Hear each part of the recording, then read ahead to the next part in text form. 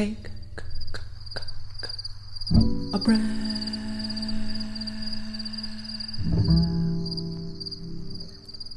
Hello, you are watching an episode of Fallons Daily Toast, an arts and culture show about Somerville and whatever else we'd like to talk about.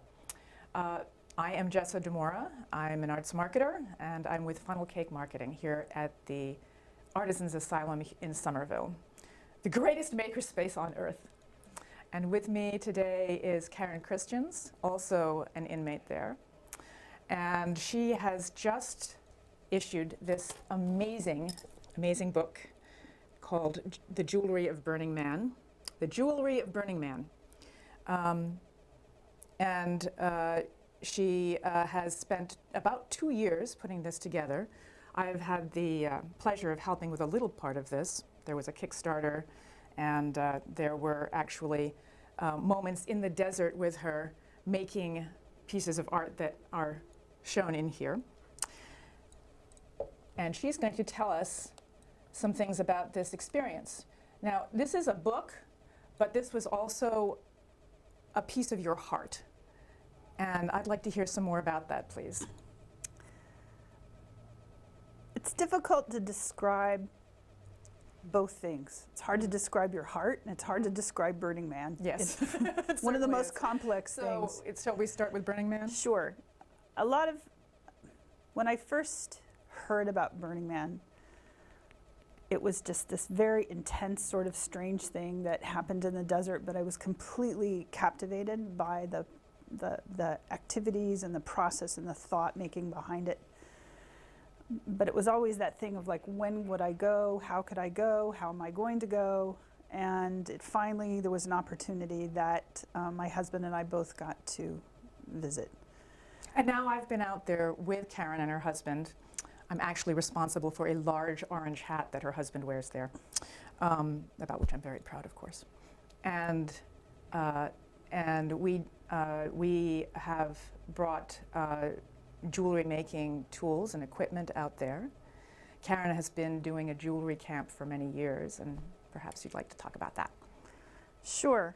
I work specifically with another person who comes along with us. His name is Sumner Silverman. He's an extremely gifted artist who carves in wax first. He does even with all the 3D modeling and everything going on, he does it, kicks it old school. And he does this beautiful, beautiful wax carvings. They're meticulously carved for about a month, submit them off to a caster, and then the whole process begins. And there's actually a part in the book that shows the process of making. And all of these things are made here? They're made here. We make anywhere from between 150 to 500 pieces of small bronze medallions. And these are cast and polished, and there's a lot of work involved in each one of them. We'll be showing some of these as we go along. And Burning Man is really based on something we call the 10 principles. They can include radical inclusion. They can include leave no trace, which is an important one to me. One of the principles, the place is cleaner than you started. And one of the principles is gifting. And people often think, well, gifting is more like bartering. Like if I give a gifting principle is where, well, if I give you a pendant, you'll give me a martini with ice. I mean, you know, it's kind of like that. But it's nothing like that. It's just something you do purely from your heart. So it's open-ended. Yeah, and this book really came about because I love teaching. And we teach on the playa. And we do a process in there called resin inlay, which is using 2-part resin or 2-part epoxy. You mix it with anything, even colored paint, the dry colored paint. Anything dry will go in there and it will make nice colors. And when I teach out there, when I get people to do this and we bring our grinders and all of our equipment out there onto the desert for people to be able to do this, when the epoxy cures and there's like a little sort of lump over it, and then they take it to our sanding discs and they sand them down, and when they're all done, and then they turn them over, and all of a sudden you hear this, because they're looking at their work and they're looking at their creation. And that's why when I said Burning Man is 2 parts. It is Burning Man, the concept, and Burning Man of my heart. Yeah. And when I look at that, when I hear that voice, anytime I teach, it's that aha moment where everything has come together for them and they can walk and they just, oh my gosh, not only did I receive this as a gift, but I helped embellish this on my own. I put my own imprint, and it becomes a gift for them to do something for, you know, a gift for somebody else. And there's stories of gifting actually in the tent where people couldn't, the classes become all full. Somebody tried to come in from DPW, that's Department of Public Works.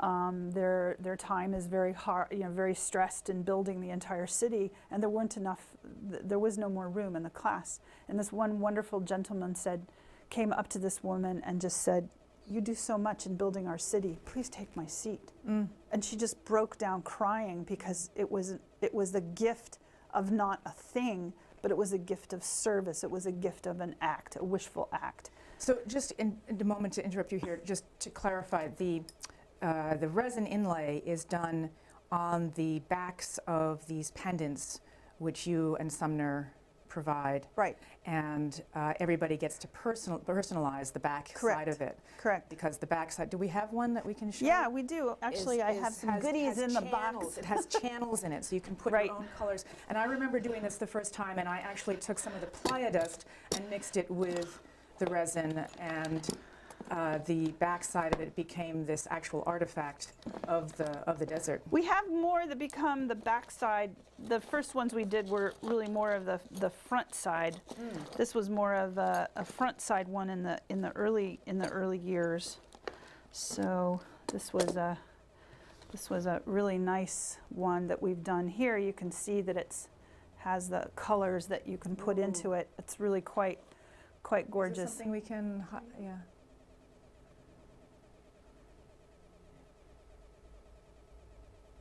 Let me turn that for the light so you can see it. It's tiny. Yes. But it does give a good example of what some Yes. of the colors like. So I can allude this into the book really quickly when we talk about some of our pendants. Here's the very famous horseshoe crab that people really love a lot. And you can see this was part of evolution. So there's a horseshoe crab on the front. Then we flip it over to the back. Then it has the image of the man on the back. And it's in the back where they put all the resin inlay. So you have a kind of fun little two parts going on in there. So this is really fun. I mean, It's been great having this book. It's been great working on this book for 2 years. It's been a challenge in trying to get all the, part of it is that I've had 2 collaborators on this book. Yes. So I figure if you're going to go write a book, then you first go find a person who has a fabulous collection of the work you're looking at. And I photographed some of it from the archive at Burning Man headquarters, how it all got started. But then I was introduced to this wonderful woman named Lady B. That's her sort of playa name, mine's Suki. Long story on that. And I don't have a playa name, it's just my name, Jessa. So we thought, well, she's got this great collection. She's involved with a lot of makers, so this was a really great connection to pull up with her. And then the second one is that to do a book of this quality, you need a top photographer who understands jewelry photography, which is a very different kind of photography. And this is such wonderful photography. Yeah, this is really kind of makes it. This is done by George Post, who is a well-known, one of the top jewelry photographers in the country. He just also happens to be a burner from, 1994 or somewhere around there. So he's been with Burning Man ever since it started on Baker Beach. So we're very lucky to have him. He did his own book a while ago, and so when I saw the photography in there, very different because it was more the event. This is all on the jewelry, so why not get the best guy that you possibly can? The other thing that was really great about being at Artisans Asylum is the designer, James Arthur from Creasphere, is right there. He handles my website. Turns out, he said, yeah, I can do book design, and boy, did he do great book design. So we really collaborated. Another great page. Yeah, we collaborated a lot on all of this. Lady B and George Post both live in California. I live here, so this was a long distance collaboration. Thank heaven for the internet, right? Well, the internet, yeah. Thank goodness my aunt lives out there because I would travel about every 3 months. I'd go out there and we'd connect up with the authors. And I think that was really the important part of this whole thing was, you know, just the communication that we had back and forth to make everything look right, swapping photos. And you can't always get all the high res, you know, the high res photos. There's Right. another thing I want to also yeah. explain on this book. So this piece, this is the breastplate, and I just wanted to show you, actually have the breastplate, which is just a fantastic piece, right? I mean, it's just absolutely gorgeous. This is done by Steve Curl. He's a great artist who just disassembles all kinds of fun things. This was so beautiful. This was a VW hubcap that he redid. He did all of the markings. This is really what the city of Burning Man It's looks the shape like. of the city. Yeah, It's the it shape is. of the And, city. yeah. And then he put in all the streets for that year, and then he put in all of the streets go this way, and then this way there's a numbering system that's like a clock, 6 o'clock, 9 o'clock, 3 o'clock, and So that this tells the story of Burning Man. yeah. And so Physically.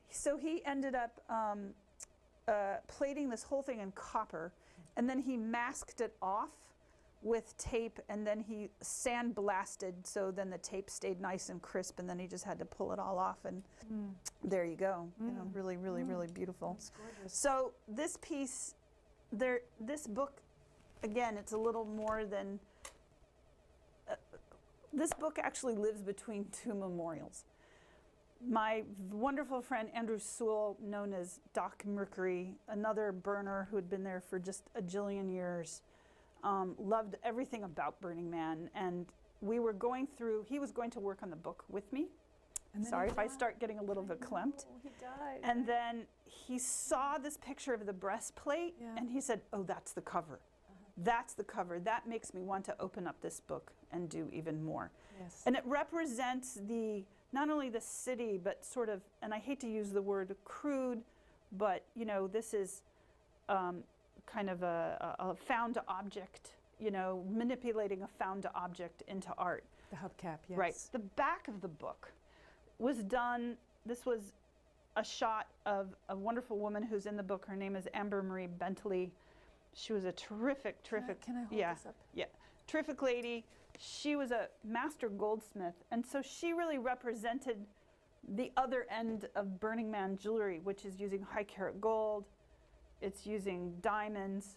It's sort of a play in the face of the decommodification, where everything in there was about, you know, commodification.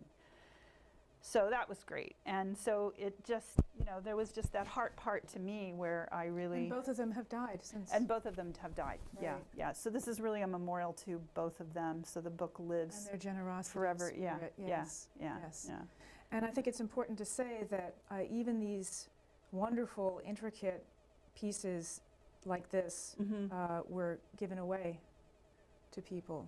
Yeah, she actually would Freely, make a few of freely. them. Yeah. So they, you know, people give away gold and diamonds on the desert. They do. One of the people that's in the book, Alan Revere, who did one of the Oasis 47 pieces, he actually Oasis 47 is my theme Karen's camp. Yep. What he did for that one year, it was on American Beauty, and so what he did for that, on American Dream, so what he did for that was to actually cast one of the, what looks like bronze pieces. He did it in 18 karat gold, and he just it off to the playa. So it's somebody has gold. one in 18 karat gold somewhere. It's really great. Yeah. So the other principle, which I call the leave no trace, why this is important to me, is because this is the leave a trace in a leave no trace. We don't often, really anymore, find cultures and subcultures that create their own jewelry from that. We usually study a country, we study like an era. Whereas this is like a real artifact Yeah. of the progress and Right. the emanations from Burning Man. Right, right. And it's vast, and we don't even have all of it. I mean, there's so much more out there. Well, I remember being in the line waiting to get out at Exodus with you and wandering those many hours among the crowd that had dispersed and was waiting outside and doing whatever they were doing. And people had these wonderful, well, I think some of the pictures in here came from that. They did, actually. This is a really funny From that story. moment. I know, I gotta find that Yes. one. I know right where it is. Yes. So this was really funny. Oh, this is So we discovered these things as we went around. this is Steve Curl, who does these great pieces that are just wild. So Look at that. he's terrific. Look at this. Yeah.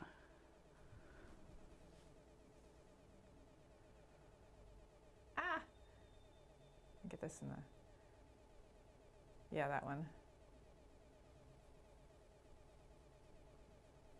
These wonderful masks and monsters. Yeah. Right? And they're all out of Yeah. who knows what that he kind of, redoes them Just out out of. of his He's head. really good. So Yes. the one I wanted to, so on that story that we were talking about,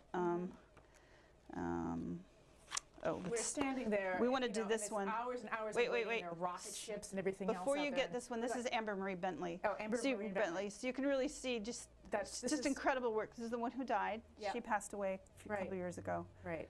very young. So I mean, it's still horrible, but her work is great, and it will live on. I mean, that's the great thing about books like this and Oops, things wrong where way. you have Yeah. people who they completely Give live. themselves to this. Yep, yes. yep. So in that vein, a couple more things I want to show you. So in that vein, so this is Trip Zorah, and if you remember the cargo, the little kind of weird spaceship that's on fire kind of thing. Yes. Right. Yes. All right. So we're in Exodus, which We're in is Exodus, which is the line to get out. to get out. So it's 10. It takes 7 hours to get out. Yeah, it's 10 lanes and it goes to 1. So Yes.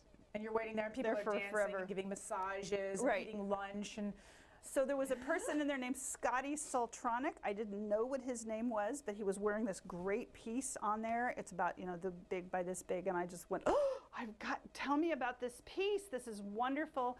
He says, I don't remember the maker. I don't remember anything, but I got this, and it was a woman, and that's all that I knew about Yeah, it. So yeah, I was yeah, able yeah. to take the picture and put it on the Burning Man Facebook page and said, who is this person? And all of a sudden she shows up. And so out of that's my these- Out piece. of these thousands and thousands of people, Right, you were able to identify right, just right, by right. putting it out there Yep, who made yep. something. So That's great. the one last piece and a great story. Ah, yes. This is the horseshoe crab. So this is story. where much of this book started. So this is a piece that Karen and Sumner made many of for 2009 evolution. for the Yeah. 2009 evolution themed. Right. So Burning the Man. story goes as this. My friend Paul Schorsch, who we nickname him Pash, was took me to Burning Man. This was the year that his mother passed away and he could not come. And I said, well, I'll tell you what, we're going to take this little horseshoe crab and we're going to go put it in the temple. The temple's a very large structure that's So there's built two every year. structures that are important to every Burning Man. Yep. One is The Burning man. Man, the Yep. man, which gets burnt, Yep. and the other is the temple, which Right. Right. sums up a lot of You put in spiritual- your memories. There's a guy who brought in his grandmother's chair, her armchair, her stuffed armchair. We carried it all the way there because she sat in there. This is where she knit. This is where she would tell all the stories, and then she passed away and he brought her chair. And I brought my journal of the past year, which I wanted Right. to kind of erase that part Right. of life, and I threw that in, and Right, that got right. burned. So then that's really what it's for. So we went in that one year, it was 2010, so we put in or 2009, so we put the pendant in. We go ahead, we watch the whole place go up in flames, and we're all just like thinking. We wrote a little note, blah blah blah. So the year zip goes away. We rewind next year. We're riding around. We have a horseshoe crab art car. This year it's Metropolis, The theme. the yeah. theme, and so we have our art car. Horseshoe crab now comes to the crab taxi because that's our service, is we can take people around like our little taxi in a Metropolis, right? Right. So this guy goes bicycling up and he said, hey, tell me about the shape of your art car. He says, well, it's based on the horseshoe crab, blah, blah, blah. And my two friends, they said, yes, and we have these pendants. And they reached down and they grabbed their pendants, the little horseshoe crab pendants. And he just, this guy's like, what? And he goes, oh my goodness. Last year I was at Burning Man and I was at the temple after it had burned. And I was going around, and I mean, these are big structures, and I was going around In the ashes. in the ashes, and I found this horseshoe crab. I've never taken it off. I've put it on, taken it off. And we realized that was the horseshoe crab that we had hung in the temple Oh my. for his mother. We all make our way back to my camp. Paul shows up. He tells the story to Paul, and he says, takes it off his neck for the first time in a year and hands it back to him and says, please, this is your mother's pendant. Please take it back. And it was from that instant that I knew that there were just heart-wrenching and heart-lifting stories about pieces of jewelry and how they traveled around. And I knew from there, this would be a book. This would be a book about the makers and why they make what they do and how they came across it. And just people would open up to this day, people open it up and they go, oh, I have that pendant. I got that pendant because, and I got that pendant and I found, oh, and there was this cool story, and everybody has a story on probably, oh, there's close to 1,000 pieces of jewelry in this book. I mean, it's 1,000 stories. Tell me what your close connection to jewelry is. Why do you find jewelry to be so expressive? I've always loved it, and I haven't loved it because it's blingy and adornment, although going into the London, into the Tower of London probably got me set off of really being able to see some amazing work.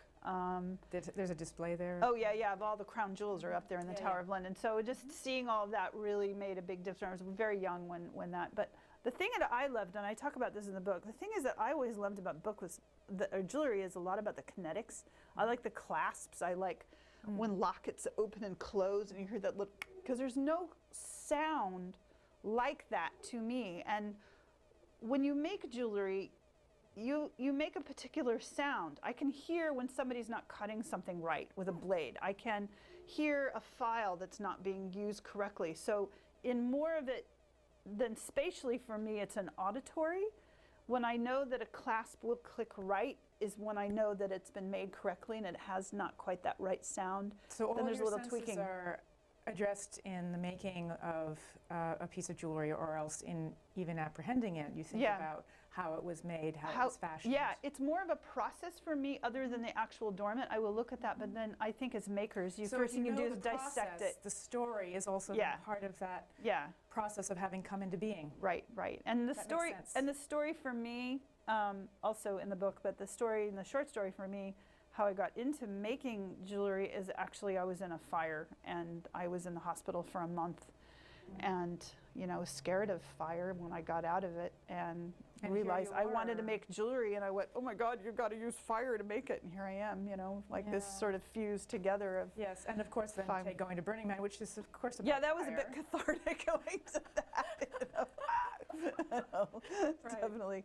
But it was just this whole thing of why I love jewelry. I mean, I guess people call me a jewelry evangelist because I love adornment. I love how there's decisions on how the geography of your body is like, well, do you wear it here, or do you wear it here? Do you wear it up here? I mean, now the whole piercing culture has really sort of broken that open. And then you look at, African tribes, or you look at, in Fiji or some New Guinea, and you find that adornment is in all different ways and shapes of how we adorn ourselves. And jewelry is really one of the oldest ways of telling a story. Yeah, and it's been documented that the first, as soon as we were like practically standing upright, that we had a need to embellish something. It's in our DNA. And now I'm actually working on a second book, which is proving to be hilarious. And what is this going to be about? Jewelry of Star Trek. Make it so. Make it so, yes. Engage. It would be the perfect proposal. Out there, yeah. So this has been proving to be really fun. I've felt like I've had 3 books to write. This has been definitely one that hasn't been written, and I felt compelled to write it. Yes. Jewelry of Star Trek is another one in sort of the same vein. Who are the makers? It's not so much all the one-offs that are coming, but like what were they thinking? What are the model makers thinking when they made things for the shows? And you know, the pieces were very architectural and very symbolic. How were they interpreting the future and telling the story of what might happen? Of adornment, which is interesting. How do you look at the future of adornment? And then the third one I'm working on is called Jewelry of Service, which is about, you know, the jewelry of Masons, and there's jewelry of, you know, military service. Like, how do we honor, what's the Medal of Honor look in all different countries? You know, how do we honor that, and how do we look at that? So lots of different things, nurses and doctors, and they all wear, you know, a piece of jewelry, you get to wear that. I have this wonderful pin that my grandmother used to wear when volunteering at hospitals in the 1920s. Right. That has these little, little pieces hanging off it, sequential pieces, 400 hours of service, 800 hours of service. Yeah, great. She used to wear this proudly. Yeah. I mean, I think there's something about that adornment satisfies that sort of crave on, you know, how we look at service. So this has been sort of the, you know, the celebration of action and making, and I think this one more than anything is sort of storytelling. You know, it all comes down to storytelling, but this is a great storyteller. So I look forward to continuing the storytelling with you when the both of us go to Burning Man this year. Yep, absolutely. And we're bringing the jewelry camp again. We're bringing the jewelry camp back. It's Oasis 47. If you're coming to Burning Man, please come and find us. I don't know the designation yet, but we'll put it on my website for sure under Burning Man stuff. So, yeah, we're pretty excited about this. Yeah, we're very excited about everything that's going on with Burning Man, and you know, I just love it from the jewelry sense. It's a whole new way for me to look. But writing this book was just. It was a labor of love. And somewhat It's cathartic. self-published. Self-published, right? Yep. So, So there you go. Thank you so much. You're welcome. For being on Fallon's Daily Toast. Thank you. And we love you. Thank you. Yep, thank you. Bye, audience land.